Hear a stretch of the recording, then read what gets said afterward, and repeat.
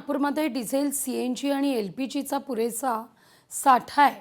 नागरिकांनी अफवांवर विश्वास ठेवू नये असं सांगण्यात येत आहे।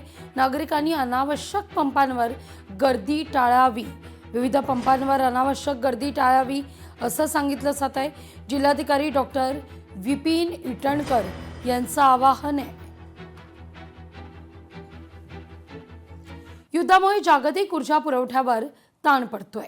भारताने बांगलादेशला 5000 टन डिझेल पाठवलंय।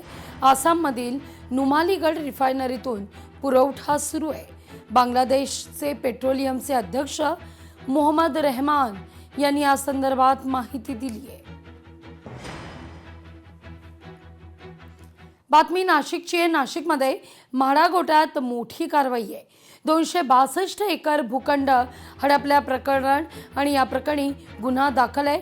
बड्या बिल्डरसह 194 जणांविरोधात गुन्हा दाखल आहे। अभिषेक ठक्कर, राजेंद्र शहा, विनोद मनवानी, गणेश गीते यांच्यासह अनेकांचा यात समावेश आहे।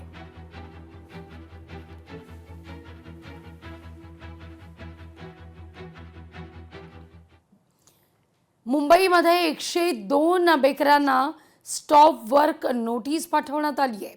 आतापर्यंत 175 बेकऱ्या स्वच्छ इंधनात रूपांतरित आहेत। वाढत्या प्रदूषणाच्या पार्श्वभूमीवर वारंवार इशारा देऊनही स्वच्छ इंधनात रूपांतरित न झाल्यानं शहरातील 102 बेकऱ्यांना महापालिकेनं पर्यावरण विभागाच्या वतीनं या ठिकाणी नोटीस पाठवली आहे।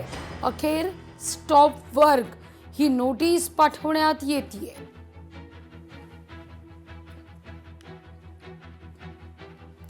वसई विरार पालिका आर्थिक गैरव्यवहार प्रकरण आणि या प्रकरणी वाय शिवा रेड्डी यांना केलेली अटक ही कायदेशीरच आहे। ईडीनं गेल्या वर्षी वाय शिवा रेड्डी यांना अटक केलेली होती, जी अटक कायदेशीरच होती। उच्च न्यायालयानं या संदर्भात निर्वाळा दिलाय। एखादी व्यक्ती लाच घेते म्हणजे ती गुन्ह्यातून पैसे कमवते असा निर्वाळा उच्च न्यायालयाकडून दिला जातोय।